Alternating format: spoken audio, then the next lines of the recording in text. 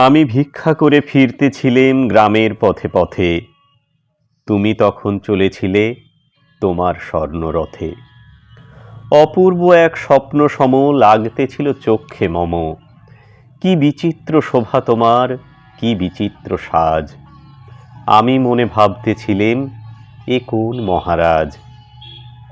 আজি শুভক্ষণে রাত পোহালো, ভেবেছিলেম তবে আজ আমারে দ্বারে দ্বারে ফিরতে নাহি হবে। বাহির হতে নাহি হতে কাহার দেখা পেলেম পথে। চলিতে রথ ধনধান্য ছড়াবে দুই ধারে, মুঠা মুঠা কুড়িয়ে নেব, নেব ভারে ভারে।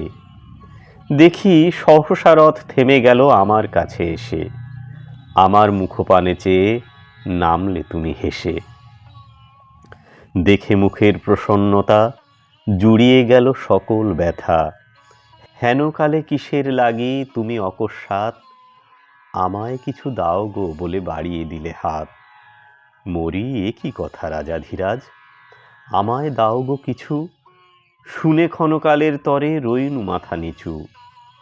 তোমার কি বা অভাব আছে ভিখারি ভিক্ষুকের কাছে।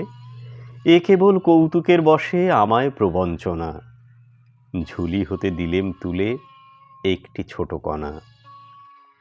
যবে পাত্রখানি ঘরে এনে উজাড় করি, এ কি ভিক্ষা মাঝে একটি ছোট সোনার কণা দেখি। দিলেম যার আজ ভিখারিরে, স্বর্ণ হয়ে এলো ফিরে। তখন কাঁদি চোখের জলে দুটি নয়ন ভরে। তোমায় কেন দিইনি আমার সকল শূন্য করে।